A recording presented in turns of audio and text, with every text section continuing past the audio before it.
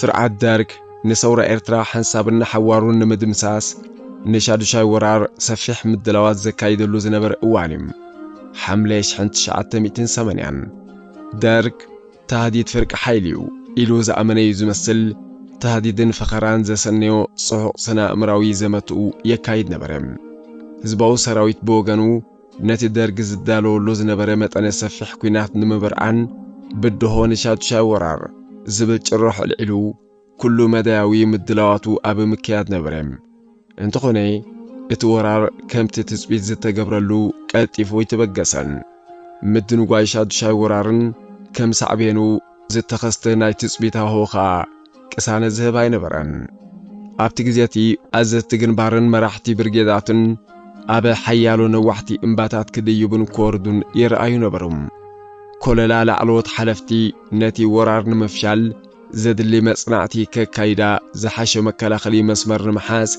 زعلمي نيرم بتي زتخايده مصنعت دما مقيار بوتا تغيرو حيلتات كابي كبابي افعبت بمسحاب ابي كبابي حداي مكلاخلي مسمر كم زحزا تغبرم صلاي من سحاب زباو سراويت كابي كبابي افعبت طرطارتا سلا زحدرلو ابي شبت بت كاتو ترايم بنفرت كوينات كا كابي كبابي افعبت كساب نقفان زولو بوتاتات كفتشن زطرطرو كبابيتات كدبدبن جمرم صعوق من قسقاسا سليانا غبرخا نتحدش مكلاخل مسمر حزباو سراويت كصنعن ابي غزي متقعتي كمزمز زخل كفات كنادن اب صعوق صراح تصمدم حزباو سراويت ون ولا كوا درغ مصنعت وديو كبغاسيو እናተ ባህሌ አዋርሕ ብዝቀጸለ ትጽቢት እንተረብረበ መዛግቡ አደልድሉን መመካት አበ ድፋዓቱ ኮይኑ አበ ቀጻል ሓለዋ ተጽሚዱ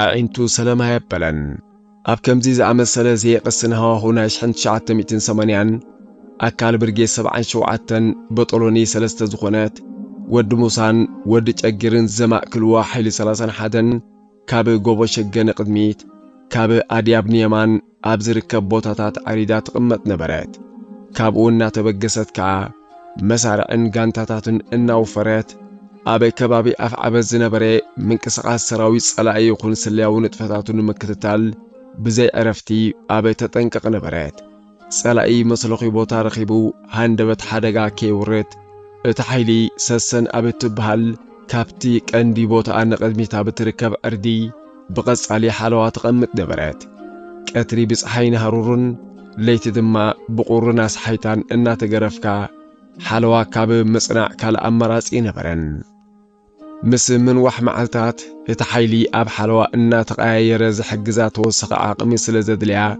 ودبرها زماكل حيلي 33 تدربتام زنكلت اهلوتات نحالوا ببترا ابتا باتات كوصا كلوا يتنسترف حيلتات جن دحريت أبزر كبروباتات كوينن لمود نتفتاتن يسلاسلا نبرام شادو شاي ورار كجمريو زبل زرباخا وقح صبحي قصل نبرام اتم عطا تقادلتي أب قصم وطرو فنانن مورالن اناترعي نتي مسألخو زعينتو فقرا زبزح ورار نمحمشاش بيت أمان النات كاب مصباي تزانين حيلي 33 بزيكاتي مس حيلي 31 اتتحقاقزو كالتني حالوات باون نيروايم أزازي بطولني نايزن حيلتات تقادلاي قبر كيدان حنطال ود مني نابتي زنبور وبوتا الناشا انا تملالسي لعلن تحتن كبل كلم اتورار زي جمرنا مسلم تقادلتي مرالوم يوسخمو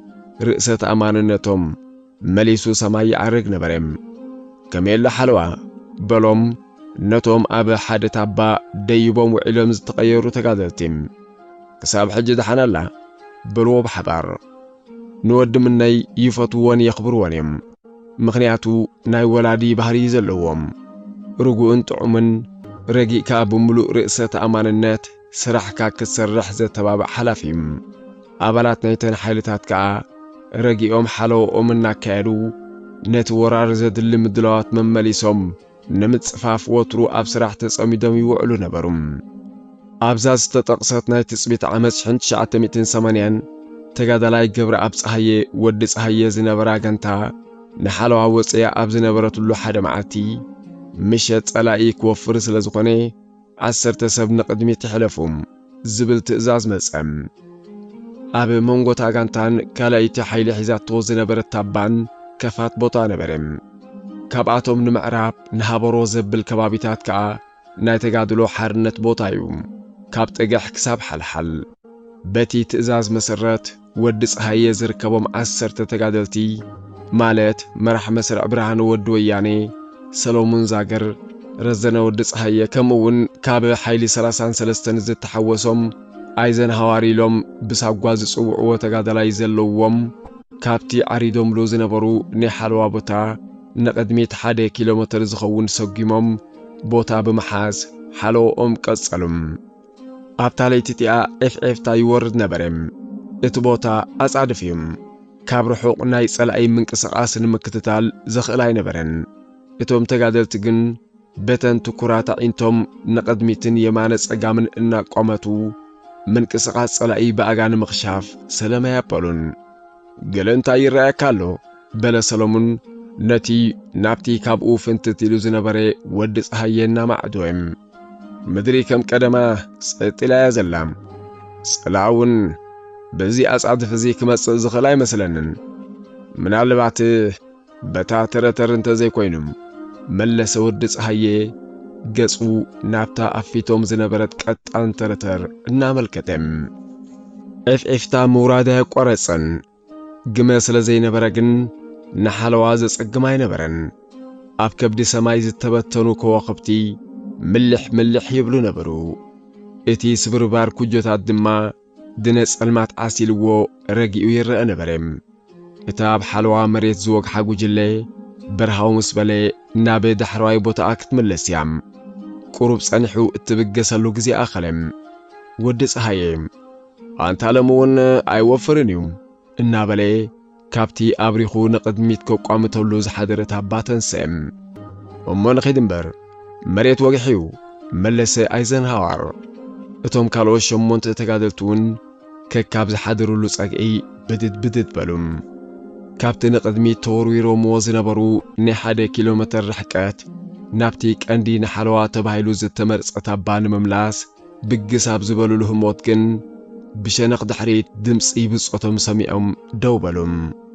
እቶም ኣብ ድሕሪ ዝነበሩ ተጋደልቲ ጸላ ወፊሩ ይመጸኩም ኣሎ ክብሉ ምስ ነገርዎም እቶም 10 ምዑታት ተጋደልቲ ከም ቅጽበት ኣንፈቶም ቀይሮም ናብተና ቀዲሞም ንምዋጊኢ ክኾና ኢሎም ዝጨርሕዎን መዛግቦም ተመጹም።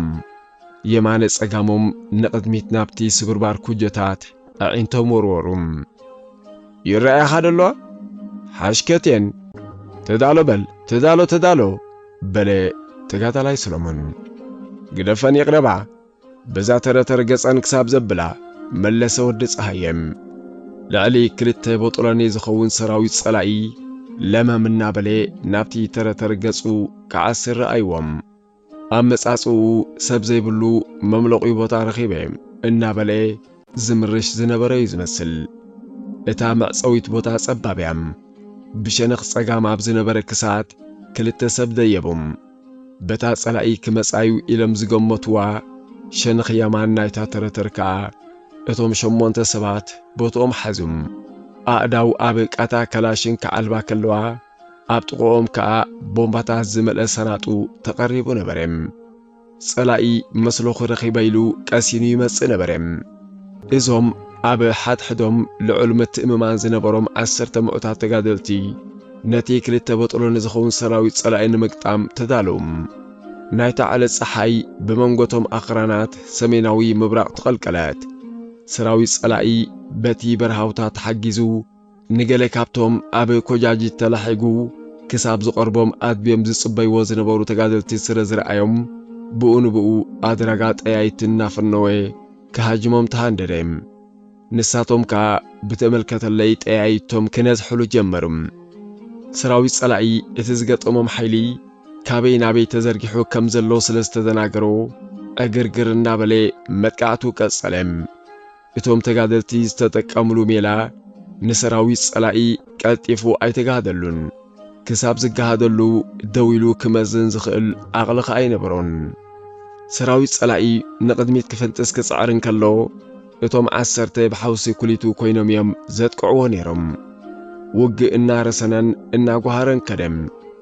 ሰራዊት ጸላኢ ብሃንደበትነት ናይቲ ግብረ መልሲ ሸገርገር ኣትይዎ ዓቕሚ ናይቶም ተጋደልቲ ቀልጢፉ ክመዝኖ ይከኣለን። ካብ ኣፍዓበት ዘበገሰን ታንክታት ብድሕሪኡ ኣገዲሙ ኸዓ ናብኣቶም ገጹ ክጽጋዕ ፈተነም። ታንክታት ነቲ ኩጀት ብጐድኒ ካርምኦ ጀመራም። ሰራዊት ብሽፋን ናይተን ታንክታት ተተባቢዑ ብዕስለ ክፍንጥስ ብግስ ክብል ከሎ ኸዓ እቶም ከም ደቂ ሕድርትና ተሰዊሮም ዝጸንሑ ተጋደልቲ ነቲ ዝቐርቦም ዝነበረ ሰራዊት ብጠያይትን ቦምባታት ኢድን ተሰሃልዎም። ጸላኢ ክሳብ ሽዑ እቶም ዝዓገትዎ ተጋደልቲ ውሕዳት ምዃኖም ክግምት ስለ ዘይከኣለ ወታደራቱ ኣብታ መጻብቦ እናረገፉ ሰዓታት ኣብ ኣገንገን ሓለፎም። ድሕሪኡ መጥቃዕቱ ኣቋሪጹ ግዜ ክሳብ ዝመሲ ኣይተንቀሳቐሰን። ኣብዛ ፈልመይቲ ግጥም እዚኣ ሰራዊት ጸላኢ ከቢድ ክሳራ ክስከም ከሎ ኣብ ልዕልቶም ውሕዳትን ተባዓትን ተጋደልቲ ግን ክሳብ ሽዑ ዘጋጥመ መስዋዕቲ ኮነ መውጓእቲ ኣይነበረን። እቶም 10 ተጋደልቲ ደገፍ ከም ዘድልዮም ብሩህ ስለ ዝነበረ መጀመርታ ሓንቲ ጋንታ ጸኒሓ ኸዓ ካልእቲ ጋንታ ተደረቦም። እተን ተደረብቲ ጋንታታት ድፍዐን ሓዛም። ዝተማልአኦ እኽለማይ ግን ኣይነበረን። ነታ ፋልመይቲ ተደራቢት ጋንታ ሒዙ ዝመጸ ተጋዳላይ ንበዓል ወዲ ፀሃየም ንስኻትኩም ተኸላኸሉ ንሕና ክንሃጅመን ኢና በሎም። ነዚ ቦታ ስለዚ ጽናዕኩሞ ከጽግመኩም እዩ። ንሕና ክንሃጅመ ሓይሽ ንስኻትኩም ተኸላኸሉ ንሕና ከነጥቅዕ ኢና ንብለኩም ኣለና። ስምዑን ኣባ ደሓን ንሕና ክንሃጅም ኢና። ጸላኢ ኣብ መጻጽኡ ናተሓሕዝኡን ጽቡቕ ጌርና ርኢና ኣለና። ብኸመይ ነድመዓሉ ፈሊጥና ኣለና። ስለዚ ንስኻትኩም ቦታ ጥራሕ ሓዙልና ንሕና ክንሃጅም ኢና ኢሎም ካልእ መልሲ ከይተጸበዩ ቦምባን ጥይትን ካብኣቶም ወሲኾም ክልተ ብጾቶም ምስታ ጋንታ ክጸንሑ ገዲፎም እቶም 8 ንህጁም ተበገሱም። እታ ጋንታ ድማ ጽቡቕ ጌራ መከላኸሊ ቦታ ሓዘት። እቶም 8 ሃጀምቲ ፈለማ ብሓባር ዘትዮም ተረዳዶም። ብጎድኒ ናይታ ክምኩትላ ጸንሖ ኩጀት ወሪዶም ብድሕሪ ጸላኢ ተጠውዮም ከጥቅዕዎም ወሲኖም። ተመራሪሖም ከዓ ንታሕቲ ገጻን ቆልቆሉም። መራሕ መስርዕ ኣይነበሮምን። ኩሎም ግን ተመክሮን ብስለትን ልዑል ናይ ምውጋእ ብቕዓትን ዝነበሮም እዮም። ሰሎሞን ወኪ ወላ እኳ ተራ ተጋዳላይ እንተነበረ ኣብቲ ዕማመት ዝዓበየ ተራ ይጻወት ነበረም። ኣይዘንሃዋር እውን ከምኡ። እቶም ካልኦት ከዓ ሓሳብ ክልቲኦም ተቐቢሎም ጉዕዞኦም ቀጸሉም። መሬት ኣማሲኡ ኣብ ሓደ ስንጭሮ ንገለ ደቓይቕ ኣዕረፉም። ምስቲ ዝወዓልዎ ፀሓይ ጎረሮኦም ንቒጹ ማይ ጽምኢ ዘይጽወር ኮኖም። ኣነ ብራሾ የብለይን በለ ሰሎሞን። ናተይ እውን የብላን ወስኸ ኣይዘንሃዋር። ናሓትሕዶም ተሓታቲቶም ብራሾታቶም ማይ ከም ዘይነብሮ ምስ ፈለጡ ተጠማሚቶም ስቕበሉም። እቲ ኣብ ሓደ ጫፍ ኮፍ ኢሉ ዝነበረ ረዘነ ግን ብፍሽኽታ መለሰሎም። ብራሾይ ምልእትያ ብጾት ቅሰኑ ምስ በሎም ንብራሽኡ ካብ ሰማይ ከም ዝነጠበት ፍለይቲ ማና ኣዒንቶም ኣውደቑላም። እሞ ተማቒልና ነስተያዶ ተባሃሉ። ኣይዘንሃዋር ግን ፍሉይ ሓሳብ ኣቕረበም። ስምዑ ብጾት እቲ ዝስዋዕ ጽቡቕ ዕድል ዘጋጥሞ እዩ። እቲ ዝተወግአ ኸዓ ካብኡ ዝሓሸ ምኽንያቱ ንሕክምንኡ ክኸይድ እዩ። እቲ ዝጸንሕ ግን ዝኸፍዕ ዕድል እዩ ዝጽበዮም። ንህጁም ንኣቱ ስለ ዘለና እዛ ብራሾ ተጽናሕ። ዝተሰውአ መሬቱ ምስ ሓቖፈቶ ነቲ ዝተርፍ ትኾኖ። ምናልባት ኣብ ጸላኢ ከይተኣቱ ኸዓ መድሕን ነብሲ ክትከውን ኣብዚኣ ሓቢእና ንግደፋ በሎም ንብጾቱም። ሓቅኻ ቅቡል ሓሳብ መለሱ ብጾቱም። ንምዃንስ እዛ ሓንቲ ብራሾ ከክንደይ ማዕጎትና ክትበጽሓና ኢላ? ንምዃንስ እዛ ሓንቲ ብራሾ ከክንደይ ማዕጎትና ክትበጽሓና ኢላ? ንኹላትና ዘይተኣክል በለ ወዲ ፀሃየም።